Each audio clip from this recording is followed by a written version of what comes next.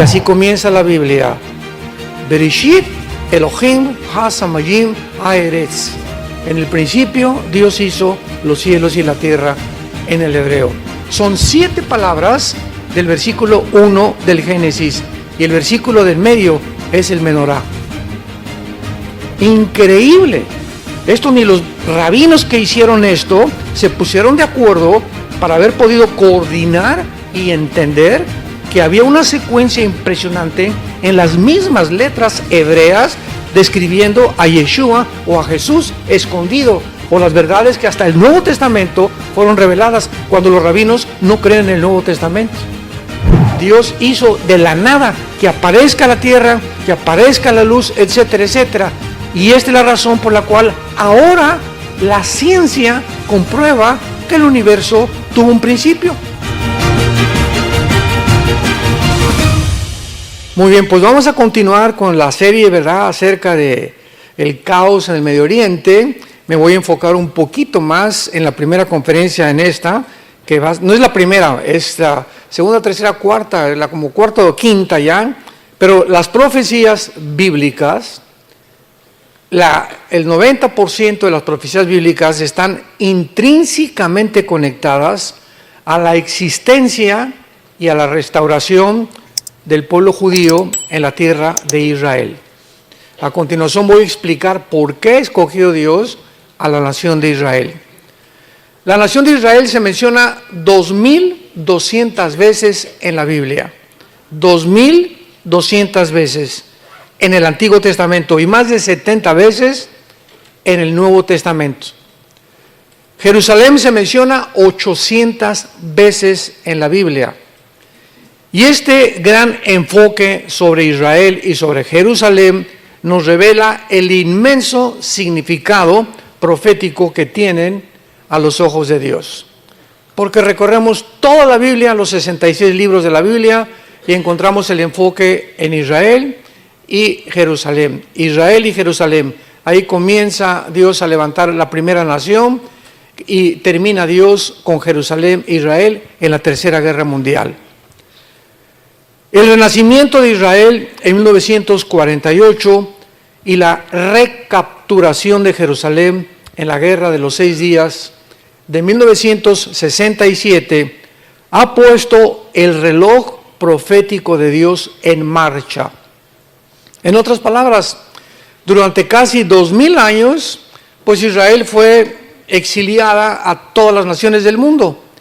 Y comenzó a nacer esta teología que hablamos ayer del reemplazo, donde ya Dios se ocupó, ya no quiere nada con Israel, los judíos mataron a Cristo, ellos son los culpables de la muerte de Cristo, la iglesia ha sustituido y ha tomado el lugar de Israel. Y ahí vamos caminando todos y de repente en 1948, otra vez Dios manda un enfoque, una luz del cielo y vemos el milagro más grande de la historia, el regreso del pueblo judío a su tierra. ¿Quién se lo iba a imaginar? De casi 2000 años de exiliados. Y el 14 de mayo de 1948, todos los ojos otra vez sobre la nación de Israel. En un día, nunca esto ha pasado en la historia, en un día se forma una nación libre, soberana e independiente. 14 de mayo 1948. Entonces se vuelve otra vez el enfoque de Israel, vienen las guerras de los árabes contra ellos, el 56, el 67, recapturan Jerusalén, tuvieron que entregar la otra mitad de Jerusalén porque las Naciones Unidas les obligaron, pero otra vez se vuelve a enfocar hacia Israel y vemos desde el 48 a nuestros días, mucha gente me ha preguntado, ¿cuándo considera usted que las profecías bíblicas finales comenzaron a cumplirse? Y les contesto sin lugar a dudas, a partir de 1948. ¿Por qué? Porque si Israel, escuchen esto, si Hitler hubiera exterminado a los judíos, todas las profecías finales no se hubieran cumplido. Si Hitler hubiera exterminado a los judíos, ¿quién iba a perseguir al final de la tribulación a los judíos si no es el anticristo? Tenían que existir como nación. Si Israel no hubiera regresado en el 48, ¿cuál es la construcción del tercer templo? Porque está profetizado que van a construir el tercer templo. Es más, ya tienen casi todo listo en Israel para la reconstrucción del tercer templo. Entonces, todas estas profecías ubicadas al final de la historia tenían que cumplirse, pero para ello tenía que Israel regresar a su tierra, después de casi 2000 años de exilio. Entonces, esto es de una forma, como dicen en inglés, amazing, es una forma asombrosa.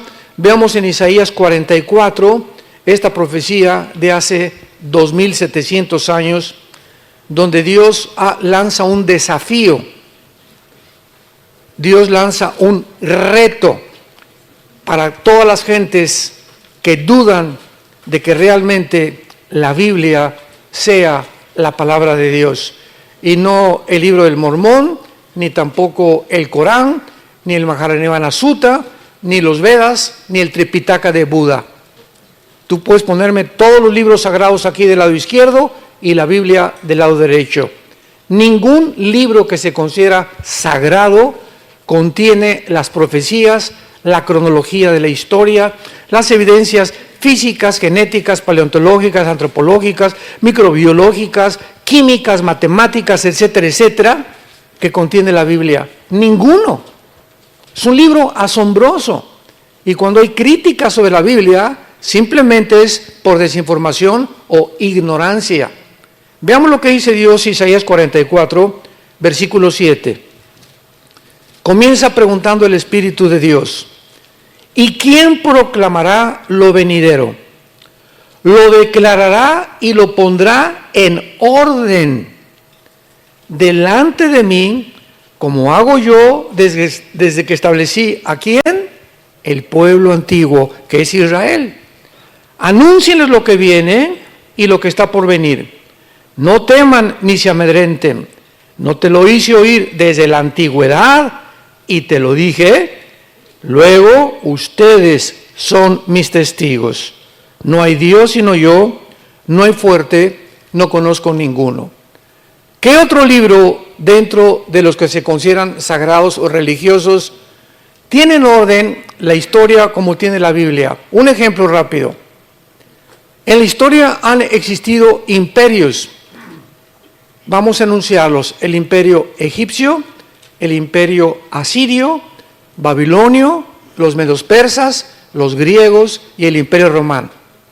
La Biblia describe el orden cronológico en el que iban a aparecer cada uno de estos imperios. Asombroso. Vienes al libro de Daniel, por ejemplo, y hay una visión en el capítulo 2 de Daniel de una estatua gigantesca que el rey Nabucodonosor tiene en un sueño y que ni los astrólogos, ni los magos, ni los hechiceros le pudieron interpretar. Entonces Daniel ora a Dios porque hubo un decreto de pena de muerte del rey Nabucodonosor, que el que no le interpretara pues era muerto inmediatamente. Entonces Daniel se pone a orar y Dios le revela a Daniel la interpretación de la estatua del sueño de Nabucodonosor, y le dice Daniel al rey Nabucodonosor: la cabeza de oro eres tú, el imperio babilónico. Escuchen con detenimiento. Después de ti vendrá otro imperio inferior, que de acuerdo a la historia fue los medos persas. Y el pecho y los brazos de plata son los medios persas. Después de ti, la cintura, que era de otro metal, el bronce, va a venir otro imperio que fue el imperio griego. Y las dos piernas de hierro será un cuarto imperio fuerte, que fue, de acuerdo a la historia, el imperio romano. Entonces, ahí describe Daniel hace 2600 años la secuencia de los imperios de la historia que ha corroborado que iban a sucederse uno tras otro, anunciado con cientos de años de anticipación. Y por eso dice Dios: ¿quién proclamará lo venidero y lo pondrá en orden? ¿Qué otro libro? Búscale. Yo les he dicho siempre en muchos seminarios, decimos en México: ¿quién es tu gallito Giro? ¿Cuál es tu gallo? O sea, dime el libro que más amas. El libro de filosofía, de historia, de lo que tú me quieras mencionar, dímelo. O dime qué libro sagrado conoces tú. Y vamos a compararlo con la Biblia. Ninguno de los libros que se consideran sagrados, repito, contiene la historia, las profecías y todas las evidencias que son geográficas, históricas, que tiene la Biblia. Y además la Biblia es la razón por la cual es el libro más atacado y más controvertido que existe en el mundo. Y cuando los grupos de rock pesado, ¿verdad?, como Madonna, quieren atacar un libro, o como los E-Men, o como Iron Maiden, o como los Rolling Stones, ¿por qué nunca atacan el Corán? ¿Por qué nunca atacan el Tripitaka de Buda? ¿Por qué no atacan ningún libro? ¿Por qué es la Biblia el libro de más odio del mundo? ¿Por qué? ¿Por qué le arrancan las hojas y le comienzan a escupir sangre sobre la Biblia? ¿Por qué Jesucristo es el personaje y no Mahoma, y no Mahatma Gandhi, y no Buda, que acabó en McDonald's? ¿Por qué son el objeto del odio? Todo el odio está centrado. ¿Por qué aquí en Estados Unidos, por cualquier cosa, Jesus Christ? ¿Por qué no dicen Mahoma? Siempre es Jesucristo en la boca de todo el mundo, ¿verdad? ¿Y por qué siempre hablan de Dios o el Dios de la Biblia? Precisamente porque no es coincidencia, son el objeto del odio y del ataque de Satanás. Y ya lo entendemos que no es coincidencia lo que está pasando. Ahora dice aquí en el capítulo 46 de Isaías, denle la vuelta nada más, versículo 9. Isaías 46. Acuérdense, dice Dios, acuérdense de las cosas pasadas desde los tiempos antiguos, porque yo soy Dios y no hay otro Dios y nada hay semejante a mí, que anuncio lo por venir desde el principio y desde la antigüedad, lo que aún no era hecho, y que digo, mi consejo permanecerá, y haré todo lo que quiero. Que llamo desde el oriente a la ve, y de tierra lejana al varón de mi consejo. Yo hablé y lo haré venir, lo he pensado y también lo haré. Dice Dios, ¿hay algún libro que te diga o que te explique las tres preguntas más importantes de la filosofía y de la existencia del ser humano? Como número uno, ¿quién hizo el universo? ¿Cómo se originó el universo? Número dos, ¿quién soy? ¿Quiénes somos realmente? ¿Me podrá decir el psiquiatra, el psicólogo, el sociólogo, el antropólogo? ¿Quién soy? ¿De qué estoy formado? ¿Podrán conocer estos seres humanos igual que tú y yo de qué estamos formados interiormente? ¿Podrán demostrar que hay algo que trasciende nuestra humanidad y nuestra vida física y terrenal? Y número tres, ¿hacia dónde se dirige la humanidad? ¿En qué va a terminar la humanidad? Número uno, nadie podrá jamás decir cómo comenzó el universo. ¿Por qué? Porque para que sea científico, tiene que ser repetitivo. Entonces, como nadie estuvo cuando fue creado el universo, simplemente hay teorías, hipótesis, especulaciones. Y se han inventado como la teoría del Big Bang. Pues comenzó con una explosión del universo. Señor ateo, come here, please. Acércate. ¿Y quién produjo la explosión? Porque la nada no produce nada. Y si seguimos una línea lógica elemental, después de que dice usted que hubo una explosión, ¿podrá la materia producir el pensamiento? ¿Podrá la materia producir la conciencia? La nada no produce nada. Y venimos a la Biblia, y así comienza la Biblia. Bereshit Elohim ha-samayim ha-eretz. En el principio Dios hizo los cielos y la tierra en el hebreo. Son 7 palabras del versículo 1 del Génesis, y el versículo del medio es el Menorá. Increíble. Esto ni los rabinos que hicieron esto se pusieron de acuerdo para haber podido coordinar y entender que había una secuencia impresionante en las mismas letras hebreas describiendo a Yeshua o a Jesús escondido, o las verdades que hasta el Nuevo Testamento fueron reveladas cuando los rabinos no creen en el Nuevo Testamento. Impresionante. Entonces la Biblia nos muestra que fue hecho el universo de la nada. Hebreos 11, 1 y 2. De lo que no existe, Dios hizo lo que existe. Se llama ex nihilo. O sea, fue hecho de la nada. Dios hizo de la nada que aparezca la tierra, que aparezca la luz, etcétera, etcétera. Y esta es la razón por la cual ahora la ciencia comprueba que el universo tuvo un principio. Porque en tiempos de Galileo y en tiempos de todos los grandes astrónomos del pasado, la Iglesia Católica los frenó para que no siguieran investigando y demostraron, ¿verdad?, que la tierra, decía, no es que siempre ha sido la tierra eterna, y la Biblia dice que hubo un principio. ¿Cuándo comprobaron que la tierra tuvo un principio? Cuando descubrieron las leyes de la termodinámica. Las leyes de la termodinámica, damas y caballeros, santos de Dios, son las dos leyes físicas que rigen todas las demás leyes del universo. La primera ley explica claramente que nada se crea ni se destruye. Y la segunda ley de la termodinámica establece físicamente que todo tiene un proceso de descomposición, de deterioro, que todo se echa a perder. Esto se tiene que echar a perder, mi coche se tiene que echar a perder, yo estoy muriendo celularmente, todo absolutamente. El sol pierde millones de toneladas de masa por minuto. El universo está bajo una ley que antes de que se descubriera las leyes de la termodinámica, la Biblia le llama la ley de la corrupción. Todo tiende a echarse a perder, todo tiende a corromperse, tal como la Biblia lo estableció miles de años antes que ni siquiera se descubriera la física. Así que esto es increíble. Cuando tenemos toda esta información, nos damos cuenta que la Biblia sobrepasa la comprensión de la misma ciencia, porque antes que la ciencia descubra algo, la Biblia se anticipó. Y luego, ¿quiénes somos nosotros?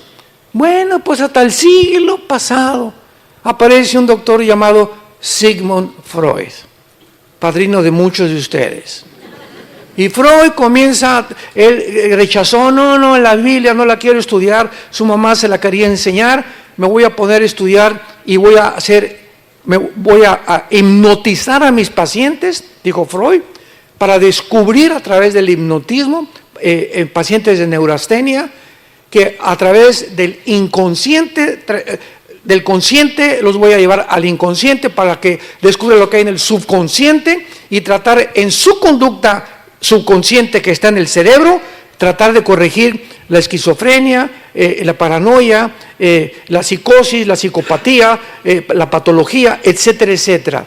Entonces Freud creyó que nosotros teníamos un problema en la psique, de ahí viene la palabra mente, y se equivocó rotundamente, porque la Biblia nos dice que hay otro elemento más profundo que la mente, que es el origen de los problemas mentales, y es el espíritu. Entonces, ¿quién nos puede decir que existe el espíritu? No se puede meter un aparato de rayos X y detectar, somos espirituales. No, la Biblia nos lo revela, somos un espíritu. Tenemos un alma, que es la psique, donde están las emociones, los sentimientos, la voluntad y el intelecto, y vivimos dentro de un envase, una cáscara, una botella, que se llama el cuerpo humano. El cuerpo humano se va deshaciendo cada día más y más y más, pero el alma y el espíritu son eternos, tanto para los que van a ser condenados eternamente, como para los que tienen la salvación eterna también. Entonces Freud se equivocó, y así viene en verdad. No, el problema, Carlos Marx, 50 años antes de Freud, el problema es la lucha de clases. Y si el proletariado derriba a la burguesía, si los pobres derriban a los ricos, se acabó el problema. El problema está en los ricos que explotan, los reyes, etcétera, etcétera. Vamos a derrumbarles y vamos a quitarles todo y que los pobres tomen el poder. Y así nació la ideología del comunismo. Y cuando pusieron en práctica esto, ahí tienes a Cuba. La revolución por acá y por allá.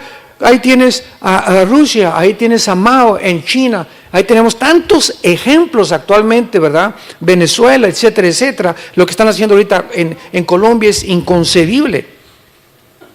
Pero ahí está la ideología. Se demostró en el 91 que cayó el comunismo, se demostró que no funciona. Y así el ser humano ha sido una búsqueda continua en ideologías, en procesos, en proyectos, en descubrimientos, para tratar de descubrir dónde somos, quiénes somos, cuál es el problema del ser humano, cómo se puede hablar a la sociedad, y siempre hemos hecho el ridículo porque no somos dioses. No somos dioses. Ahí está la soberbia del ser humano, la que nos ha llevado al estado en el cual nos encontramos actualmente. Muy bien, Dios crea el universo y vamos a seguir una línea de lógica. Si Dios crea un planeta que se llama el planeta Tierra, Dios pone alrededor del planeta Tierra lo que se llama la atmósfera, que es casi el 90% de nitrógeno mezclado con oxígeno y otros gases. Entonces, ahorita yo camino por todos lados, voy a China, voy a Alaska, donde quiera, y hago esto.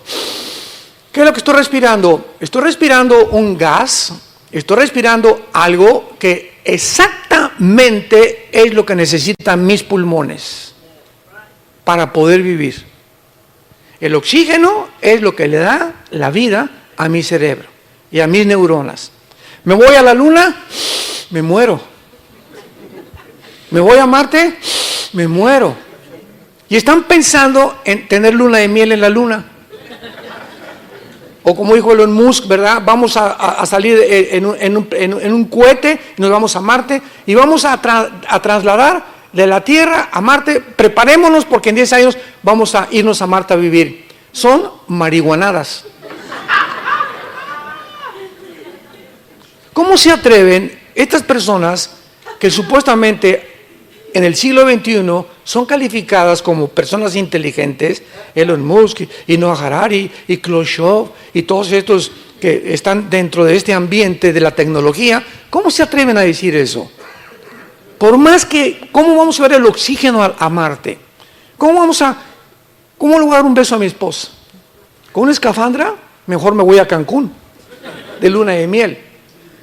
Bueno, son tantas tonterías, pero siempre aspirando, ¿verdad? Y la Biblia declara claramente que Dios formó este planeta a comparación de todo el universo que existe con las condiciones, los árboles.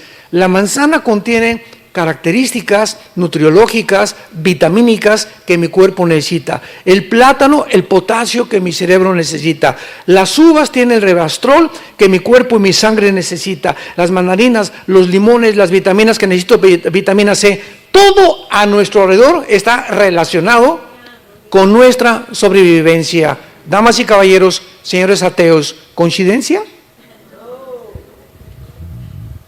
¿Coincidencia? ¿Cómo es posible que nos atrevamos a creer que aparecimos por coincidencia? El mar, el agua que tenemos, las montañas, las puestas de sol, nos ha puesto Dios en un huerto, en un paraíso maravilloso. Y este paraíso lo hemos convertido en un basurero. Ya contaminamos el agua del mar, ya contaminamos la comida, ya contaminamos el aire, ya contaminamos el agua, hemos contaminado todo a nuestro alrededor, demostrando que el diagnóstico que Dios tiene en la Biblia es verdadero. El ser humano es autodestructivo. ¿Por qué fuma, don Pancho? Porque me gusta, pastor. Oye, ¿qué dice la cajetilla? Este producto es nocivo para la salud. ¿Qué no le ha ido? Chichepo. ¿Y entonces por qué sigue fumando? Porque me gusta. O sea, su razón no funciona. Mi razón me dice, me estoy envenenando, pero mis gustos y mis pasiones dominan mi manera de pensar, demostrando que somos autodestructivos. ¿Por qué se emborracha, don Pancho? ¿No sabe que el alcohol le da cirrosis, el hígado, el estómago, los pulmones, la garganta, el esófago, la tráquea, la lengua, los ojos van a parecer calavera en 5 años cuando los tenga usted de tanto tequila que toma? Sí, lo sé. ¿Y por qué se sigue emborrachando? Si sabe que está echando a perder su vida, echando a perder su matrimonio, sus hijos y su trabajo, ¿por qué lo hace? Porque me gusta. O sea, esto nos demuestra que el ser humano no es gobernado por la razón, sino por sus pasiones. Tal como lo dice Romanos 7, el mal que no quiero, eso hago. El bien que quiero hacer, no lo hago. Porque cuando quiero hacer lo bueno, cuando quiero dejar el cigarro, cuando quiero dejar el alcohol, cuando quiero dejar la pornografía, encuentro que hay un poder dentro de mí, sígame con cuidado, un poder dentro de mí maligno, que me lleva a hacer lo que yo no quiero. Yo no quiero fumar, pero me gusta. Yo no quiero la pornografía, pero me siento atado como un esclavo. Yo no me quiero emborrachar, pero me siento... Y entonces se inventan centros de rehabilitación, alcohólicos anónimos, etcétera, etcétera, para tratar de ayudar a la gente a salir de sus prisiones en las que nos encontramos. Y no hay ningún antídoto. Un psicólogo, un psiquiatra, ningún hospital psiquiátrico puede sanar a nadie. La Biblia dice que hay solamente un antídoto, se llama la sangre de Jesucristo.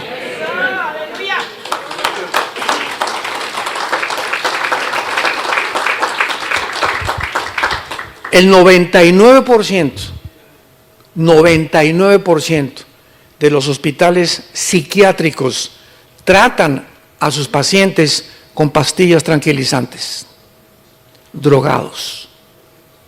No hay otra manera de controlarlos más que a través de Cuanil, Seconal, Prozac, etcétera, etcétera. Porque no hay métodos. El ser humano no puede cambiar a ninguna otra persona. Le quitan el cigarro, le quitan el alcohol, pero sigue mintiendo y sigue haciendo aquello y sigue golpeando a la esposa, etcétera, etcétera. Es como cortar ramas. Pero Jesucristo viene a la raíz del problema, a nuestras vidas. La raíz es espiritual. Nos comportamos como nos comportamos y la mente la tenemos como la mente porque espiritualmente estamos muertos. Sin el poder de vencer aquellos vicios que nos han atado durante tanto tiempo. Y es por eso Jesús dijo, cuando conozcas la verdad, te hará libre. Es la verdad la que nos hace libre. ¿Qué significa? La ignorancia te mantiene en la esclavitud, que es totalmente lo contrario. Entonces, Dios, después de que hace todo eso, es lógico que forma a un pueblo especial. Adán comienza a reproducirse, tiene hijos, hermanos, hermanas, etcétera, etcétera. Durante los primeros 1500 años, de Adán al diluvio hubo 1500 años. Entonces Noé lo levanta Dios, de sus 3 hijos se forman todas las más de 70 naciones del mundo bíblicamente, y después Dios comienza en el capítulo 12 a llamar a un hombre llamado Abraham. Sin la H, era Abraham, no era Abraham todavía, padre de las naciones. Y a través de este hombre le dice a Abraham, vente y salte de tu tierra y te voy a enseñar y te voy a hacer un pacto contigo. Vayamos a Génesis capítulo 12 para que veamos el inicio y la comprensión de la nación de Israel. Una vez me preguntaron, ¿y por qué Dios escogió a Israel? Y le dije, ¿por qué le dio la gana?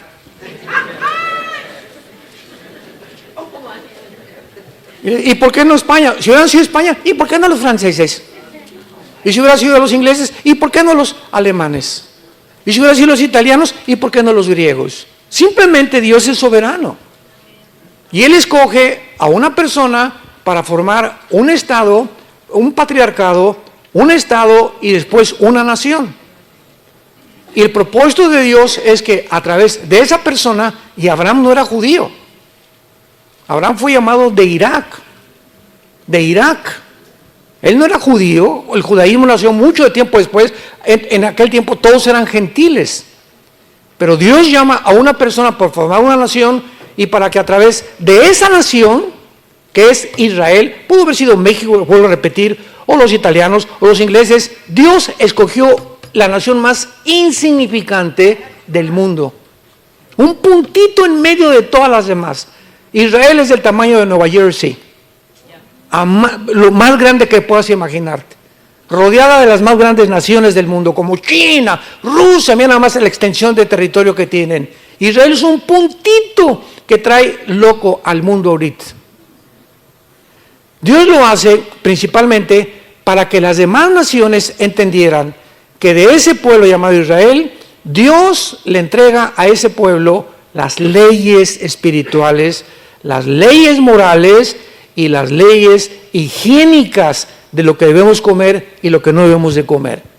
Y para que ese pueblo las divulgara a todas las naciones y se convirtiera Israel en la luz de las naciones. Sabemos que finalmente fracasó. Pero dice Génesis 2, Jehová había dicho a Abraham, vete de tu tierra y de tu parentela y de la casa de tu padre a la tierra que te mostraré, que es la tierra de Canaán, finalmente. Y haré de ti una, ¿qué cosa? O sea, ¿quién es el padre de árabes y de judíos? Abraham. Los árabes reconocen a Abraham como su padre. Vuelvo a repetir, porque los semitas son tanto árabes como judíos. El problema vino después. Pero vemos que de Abraham nacen dos de las más grandes razas del mundo, que son los judíos y los árabes. Haré de ti una nación grande y te bendeciré. Y engrandeceré tu nombre y serás bendición. Bendeciré a los que te bendijeren y a los que te maldijeren, maldeciré. Y serán benditas en ti todas las familias de la tierra. Y lo vemos nosotros que todo el Antiguo Testamento fue judíos, judíos, judíos, judíos, judíos. Viene entonces, rechazan al Mesías que Dios les envió y Dios ahora se vuelve a los gentiles. Y la promesa estaba desde Génesis 12. Serían benditos no solamente los judíos, a través de Abraham Dios bendeciría al mundo entero. Porque de Abraham vendría el Mesías prometido en Génesis 3:15. La Biblia está intrínsecamente relacionada con la genética. Con la genética. Porque cuando nace Jesucristo, se le aparece el ángel Gabriel a María y le dice, María, no te asustes, te va a comenzar a crecer la pancita. Y le contesta María, ¿verdad? Imagino que le habría dicho, pero no hemos ido ni a Cancún de luna de miel. Estaban desposados, estaban comprometidos nada más. No podían tocar a su novia, hasta era mortal, era muerta a pedradas el adulterio o la fornicación antes de casarse. Y entonces se le aparece también a José, el ángel Gabriel, y le dice, en Mateo y en Lucas, no temas de recibir a tu mujer, porque la pancita no es del lechero, ni del panadero, ni de nadie, ¿verdad? Ese santo ser que van a hacer no es tuyo, pero no te asustes. Ella no ha sido adúltera, sino que ha sido escogida por Dios para que lo que nazca sea llamado el producto del Dios Altísimo. Y ustedes no le van a poner nombre, ¿eh? Dios dice que le pongan Yeshua, que le pongan Jesús. La pregunta es la siguiente: ¿por qué José y María no podían tener relaciones? Porque tú y yo hemos nacido de papi y de mami, todos nosotros. ¿Por qué Jesús no podía nacer de la relación física entre un hombre y una mujer como toda la raza humana? Aquí está la genética. Y no es hasta 1954, querido, que el doctor Crick y el doctor James Watson se les dé el premio Nobel de Medicina por descubrir la hélice o la molécula del ADN, el DNA, o el ácido desoxirribonucleico. Y cuando se descubre el ADN, aunque ya Mengele había descubierto las leyes de la herencia en 1800 del siglo anterior, pero solamente descubrió que había leyes hereditarias cuando comenzó a mezclar chícharos, hasta que se descubre la molécula del ADN, se comienza a entender verdaderamente la biología del ser humano. Los hombres tienen el cromosoma Y que no tienen las mujeres. Las mujeres tienen los dos cromosomas X que no tenemos los macho camachos. ¿Y qué es lo que determina el género? Vean ustedes todo esto alrededor de los pseudocientíficos que nos rodean, que están negando la identidad de género. Le preguntaron el otro día un hombre de color, le preguntaron que era pastor, ¿nos puede usted decir que es una mujer? Y dijo, claramente, mi mamá. O sea, todos los que son mamás son mujeres, por el amor de Dios. O sea, los hombres no tenemos vagina. Los hombres no tenemos el órgano de reproducción que tiene una mujer. Entonces, ¿qué es una mujer? Es muy fácil. No necesitamos la Biblia para saber que es una mujer. La ciencia nos los dice. Si tienes el cromosoma XX, eres mujer. Si tienes Y, eres hombre. Vístete de china poblana, vístete de la princesa de Persia. Si eres hombre, nadie te va a cambiar. Si tienes el cromosoma Y, eres hombre. Y lo que determina el género es la biología y la genética. Entonces, cuando cayó el pecado en Adán, ¿qué fue lo que se infectó? Porque el hombre es el transmisor, la semilla la traemos nosotros. Y las mujeres reciben, son la receptora de nuestra semilla o del esperma. Entonces, cuando el pecado entra al ser humano, lo primero que se infecta es la genética. Antes los leones no rugían y las plantas no tenían espinas, las rosas, los animales no tenían veneno, las culebras, las tarántulas, etcétera, etcétera. Toda la creación estaba completamente bajo el gobierno de Adán y Eva.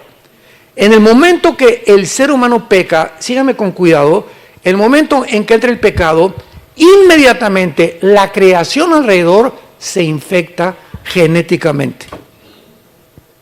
Cambia la genética de los leones, porque el chip que había puesto en los leones era que no rugieran, ni que mataran, ni se alimentaran de carne viva. Y ahora iban a tener que matar a una presa inferior para poder sobrevivir.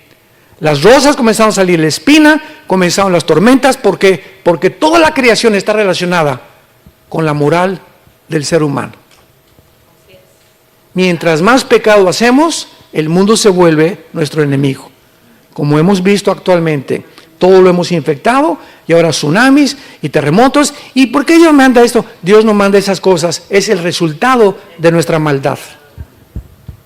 Como dijo la hija de Billy Graham, Anita Graham, ¿verdad? El hombre ha pecado, ha ofendido a Dios, y se voltea y lo reta y le dice, bájate del cielo, siéntate aquí, te vamos a juzgar, tú eres culpable de todo lo que pasa. Por la idiotez del pensamiento del ser humano de no entender que somos nosotros los causantes de todo lo que pasa. Entonces, ¿qué fue lo que se infectó en el ser humano, en el hombre? Se infectó nuestro cromosoma Y. Y entonces, desde Adán a nuestros días, todos nosotros tenemos hijos, le comunicamos el esperma, viene la fertilización, la mujer recibe los 23 cromosomas que tenemos nosotros, se junta con los 23 cromosomas, se junta un cigote 46 cromosomas, y en el momento de la fertilización es en el momento en que Dios manda su espíritu. Pero la infección genética viene del alma. ¿Lo sabían? Qué interesante, ¿verdad? ¿Por qué? Porque el pecado se transmite a través de la sangre. Levítico, capítulo 11, la vida de la carne está en la sangre. Y la palabra vida en el hebreo es nepesh, que es el alma. El alma se encuentra en la sangre. Dios no crea a un niño recién nacido y le da el pecado. El niño trae por herencia genética el pecado. Romanos 5:12. Estoy respaldando lo que estoy diciendo. Dice Romanos 5:12 Pablo, así como el pecado entró al mundo por un hombre, escuchen, hace 2000 años que escribió Romanos. Así como el pecado pasó, ahí está hablando de una transmisión. El pecado pasó a todos los hombres y por eso tenemos que morir. Entonces, ¿cómo pasó? No se puede descubrir ese paso, esa transmisión, hasta que se descubrió la genética. 1954. El pecado se transmite genéticamente. Y hace poco, la semana pasada, mi esposa le enseñé un video que me mandaron, donde se acaba de descubrir, con tanta tecnología que hay ahorita, que en el momento de la fertilización, el óvulo, así lo filmaron con unas cámaras especiales, comienza por primera vez, esto es único en la ciencia moderna, comienza el óvulo a emitir una luz que nunca habían visto y comienza a ser así, mandando luz. Ahí traigo en mi DS, se los mando si quieren. Comienza el óvulo a hacer así, a mandar luz. Y la ciencia ahí se quedó, ¿no? Y le dije a mi esposa, mira lo que dice el Salmo 139, mi embrión vieron tus ojos. Porque ahorita los médicos, ¿cuándo comienza la vida? Al mes, a los 2 meses, a los 4 meses. ¿Sabes qué? Nadie puede saber cuándo comienza la vida más que Dios. Y bíblicamente, el momento de la fertilización, somos seres humanos. En el momento de la fertilización, ahí se encuentran todos los componentes genéticos y todo el ADN que va a decir, tus orejas van a ser de papalote y vas a tener la boca trompudo y vas a tener el pelo así, de esta estatura, tu color de piel, todo está potencialmente, genéticamente, ya tú vas a ser hígado, tú vas a ser corazón, tú vas a ser páncreas, tú vas a ser riñones, todo está programado desde que los 23 cromosomas de mi papá y los de mi mamá se juntaron y formaron. Y el momento de la fertilización, Dios hace esto. Y comienza a brillar, porque el espíritu viene de Dios. Cuando mi perro se juntó con mi perra, no hizo Dios así. Cuando el gato se juntó con la gata, Dios no hizo. Ni cuando el caballo se juntó con mi yegua, tampoco hizo Dios. Porque nadie fue creado a imagen y semejanza de Dios más que nosotros. Es la gran diferencia entre nosotros y los animales. Entonces, José traía el cromosoma Y infectado. Entonces, si hubiera tenido relaciones con María, Jesús hubiera nacido en pecado.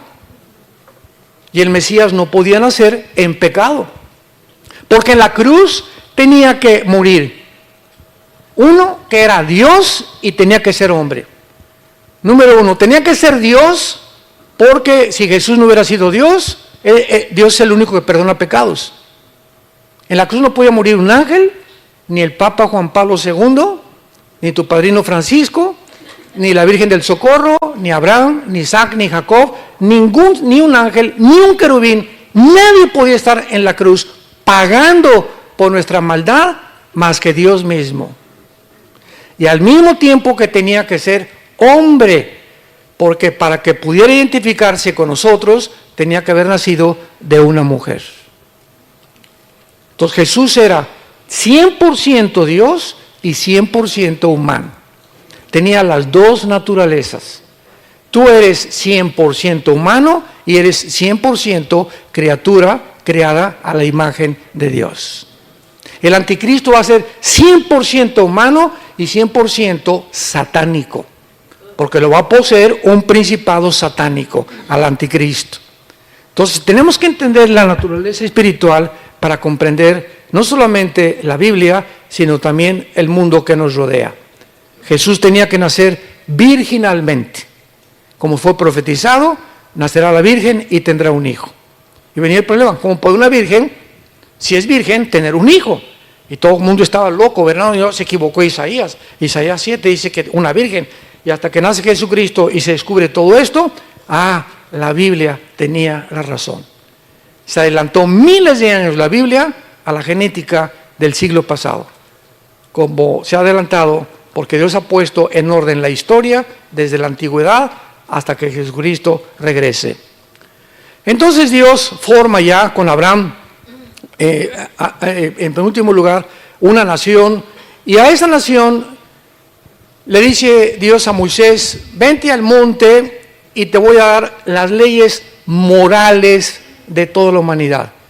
Y ustedes se van a encargar de repartir estas leyes a todo el mundo, a todas las naciones. Adorarás a Dios con todo tu corazón, los 10 mandamientos, etcétera, etcétera, son las leyes morales de Dios. Si Dios es Dios, es lógico, él tiene que legislar la moral. Porque el hombre no es capaz de distinguir qué es bueno y qué es malo. Veamos ahorita el siglo XXI. No, tú realmente no eres hombre, eres mujer. No eres mujer, eres hombre. No, realmente los culpables no son los de Hamas, son los judíos. No, no es cierto, son los palestinos. No, no es cierto, son los chinos. No es cierto, es mi suegra la culpable. No es cierto, tú eres el que me ha llevado a emborracharme, vieja. Si tuviera otra esposa, ¿verdad? Y otra vieja mejor que tú, no sería el borracho que soy. Siempre estamos buscando huir de nuestra responsabilidad. Cuando un ser humano alcanza y llega a la responsabilidad, comienzas a madurar. La razón por la cual las cárceles están llenas de delincuentes es porque todos dicen, el mundo está contra mí. Esta es la característica de la delincuencia juvenil. Todos se sienten víctimas de la sociedad. Soy así porque mi papá era marihuano. Soy así porque mi mamá era prostituta. Soy así porque me violaron a los 8 años. Soy así. ¿Sabes una cosa? Tú no puedes seguir viviendo de esta manera. Si tú mantienes ese rencor y esa amargura en tu alma, creyendo que hay una fuente fuera de ti que ha hecho lo que tú eres, te olvidas que la gracia de Dios es más grande. Y que para eso vino Jesucristo.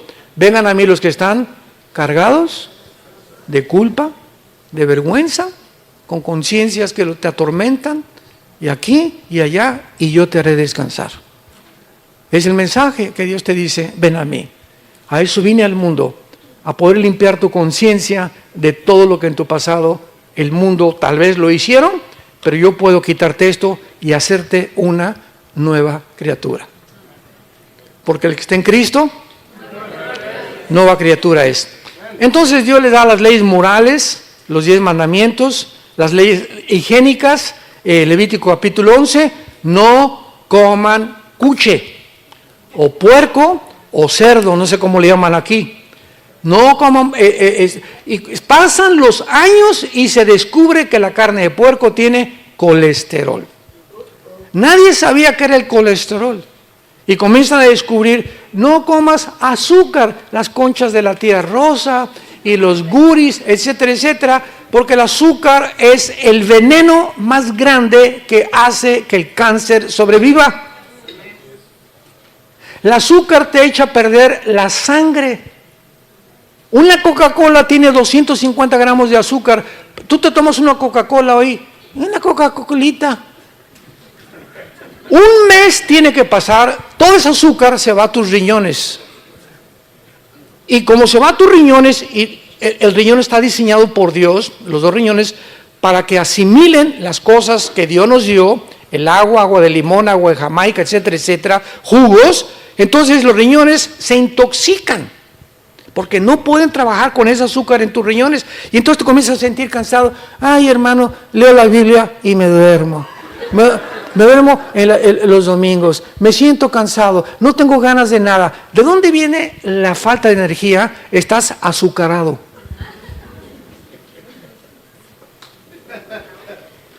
Dios nos dio las leyes, no coman ustedes conejos tampoco, no coman la langosta, es el plato más caro y el que más colesterol tiene.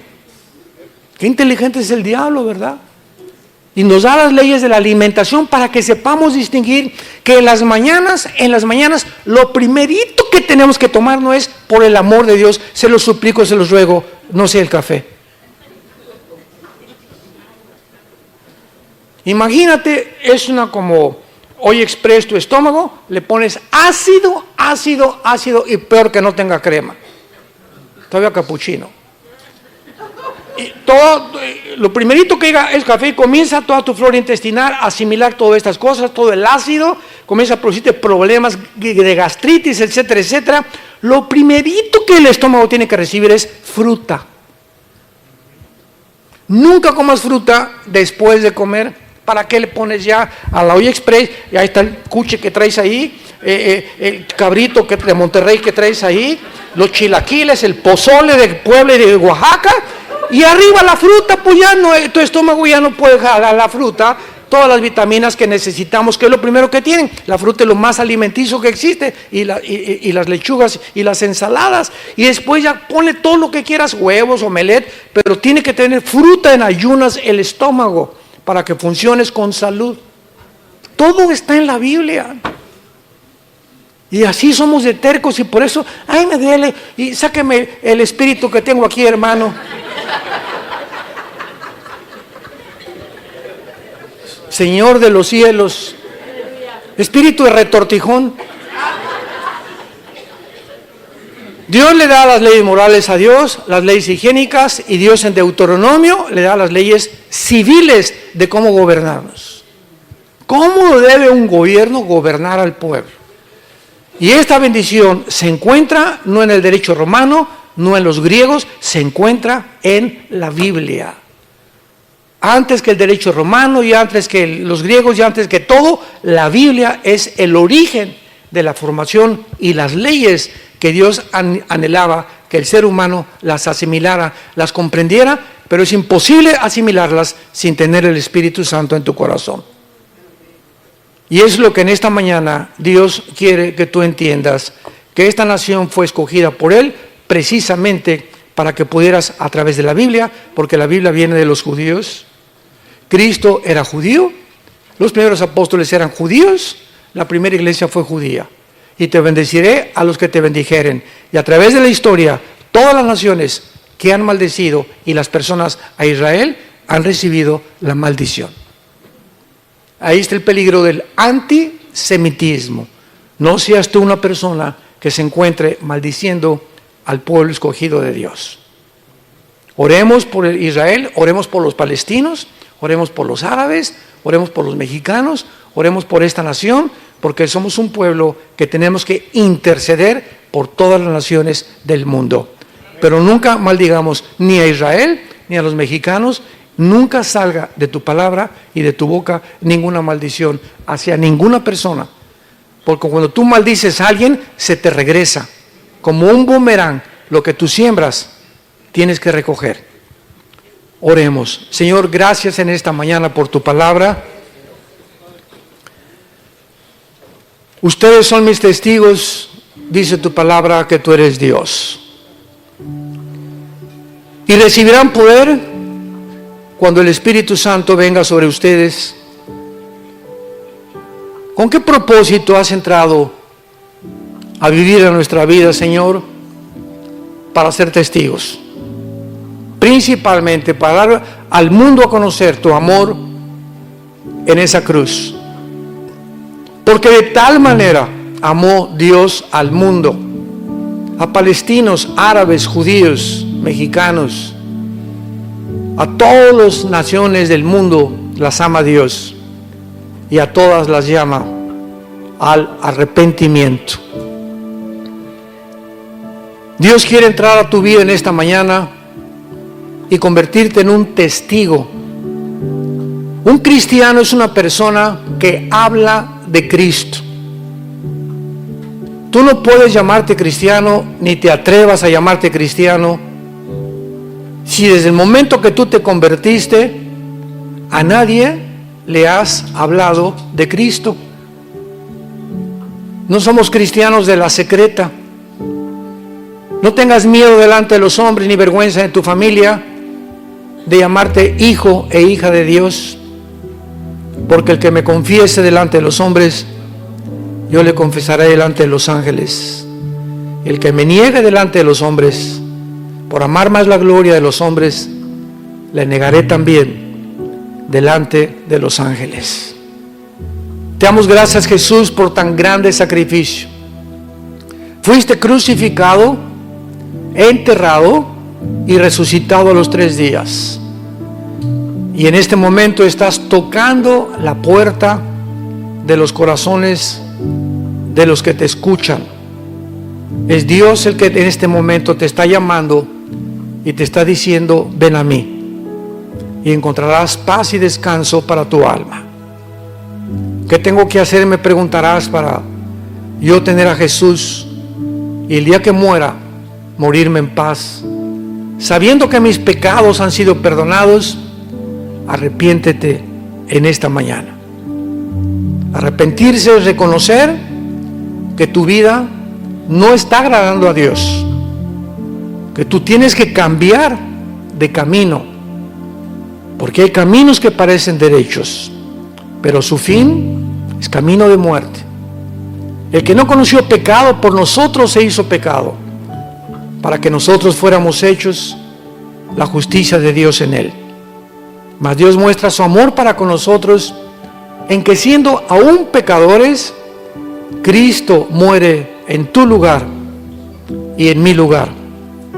Él fue despreciado y desechado entre los hombres, varón de dolores, experimentado en quebranto. Como que escondimos de él el rostro, fue menospreciado y no le estimamos. Mas él llevó tus enfermedades, tus pecados, tus maldiciones, igual que las mías, para que tú y yo podamos vivir una vida de perdón, de misericordia y de gratitud ante tan grande amor. Dile: Señor, entra a mi corazón en este momento. Ven, Jesús, dame ese descanso que mi vida necesita. Quiero morir en paz. No quiero tener rencor ni maldecir a nadie más en mi vida. Hayan hecho lo que me hayan hecho, perdono a mis enemigos.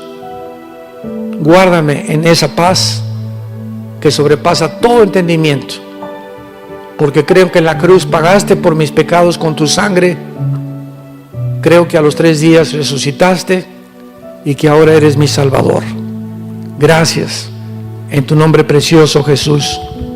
Amén. Hola, ¿sabías que puedes ver este video y otros dentro de nuestro canal de YouTube? Nada más recuerda suscribirte a nuestro canal y activar la campanita para que te puedan llegar las notificaciones cada vez que cargamos un video nuevo y puedas ser el primero en verlo y disfrutar de todo nuestro contenido.